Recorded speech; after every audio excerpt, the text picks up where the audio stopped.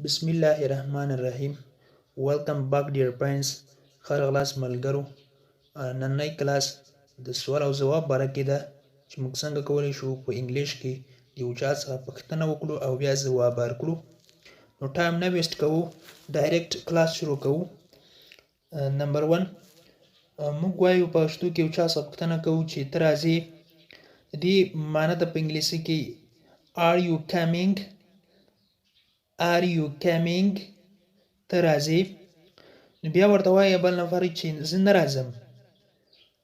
دې معنی د انګلیش کې یا په انګلیش کې دا ډول ویل کېږي I'm not coming. I'm not coming. زه نه راځم.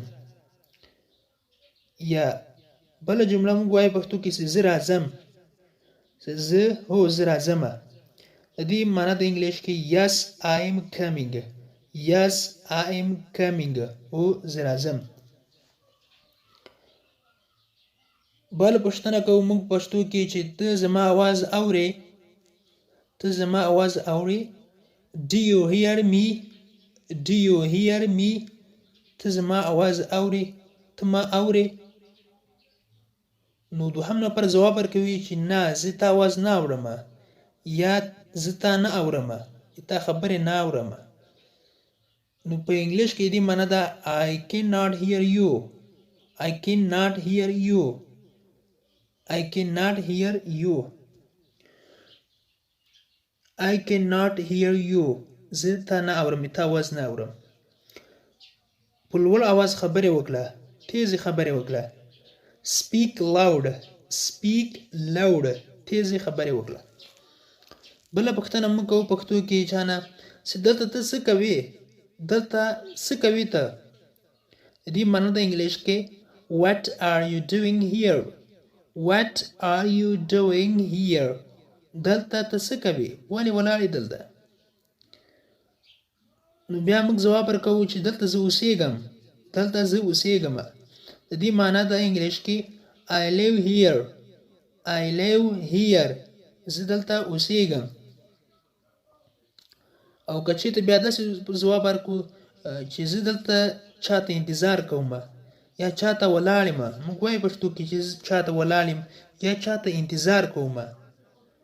دې معنی ده په انګلیش کې I am waiting for someone. I am waiting for someone. زه چاته انتظار کوم یا چاته ولاړ یم. بله پوښتنه موږ یې چانه کوو پښتو کې چې ماشومان دې څنګه دي. ماشومان څنګه دي. د دې معنی د انګلیش کې How are the children? How are the children? ماشومان څنګه دي. موږ ورته وایو چې هغه ښه دي یا دوی ښه دي. د دې معنی د انګلیش کې They are fine. They are fine. دوی ښه دي. یا موږ ورته وایو چې دوی دلته خفه دي. دوی دلته خفه دي. د دې انګلیش داسې راځي They are sad here. They are sad here. دوی دلته خفه دي. بله پوښتنه موږ کوو پښتو کې چې ته انګلیسي خبرې کولی شي. انګلیش غږولی شي. په انګلیسي پوهیږي.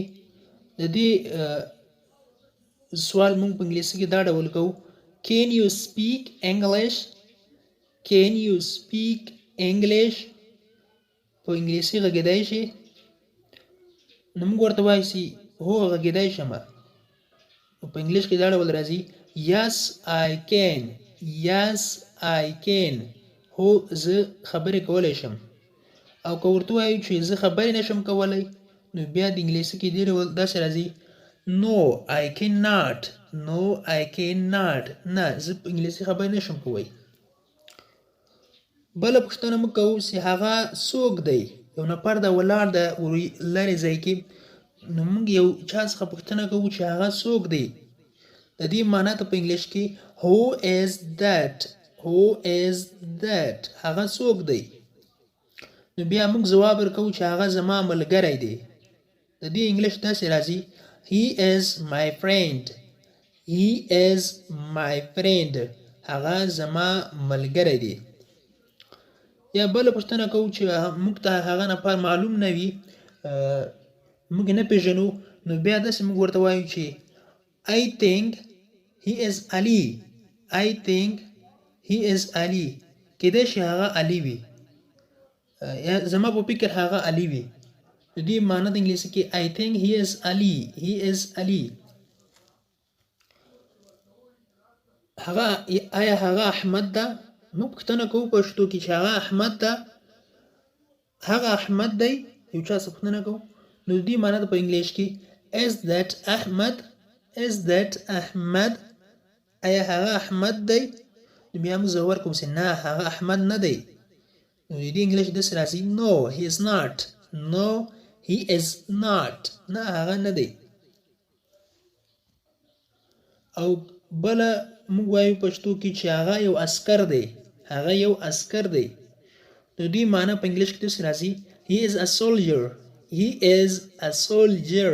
هغه یو عسکر دی نن ورځې کلاس تر دې ځای پورې و هیله ده چې اوس مو ترې زده کړي وي او غواړئ چې انګلیسي ژبه زده کړئ نو تاسو باید هر ورځ په د انګلیش لانګویج کنورسیشن سنټنسز باندې پریکټس وکړئ تمرین پرې وکړئ نورو ملګرو سره پرې وغږیږئ ځکه دا د انګلیسي ژبې د زده کولو تر ټولو اسانه او ایزي لارې چارې دي چې تاسو باید پرې وغږیږئ پریکټس پرې وکړئ او زیات یې واورئ او ولیکئ نو دا کلاس زموږ هیله ده چې اوس مو ترې زده کړي وي که غواړئ چې همداشان نور کلاسونه په خپل ټایم ترلاسه کړئ هره ورځ یې ترلاسه کړئ نو مهرباني وکړئ زموږ انګلیش ټو پښتو لرنینګ کورس چې موږ هر ورځ کلاسونه اپلوډ کوو دغه سبسکرایب کړئ بیل آیکن ووهئ او بیا په آل کلیک وکړئ ترڅو زموږ هر نوی کلاس تاسو ته په خپل ټایم در ورسیږي Thank you so much for watching. Thank you.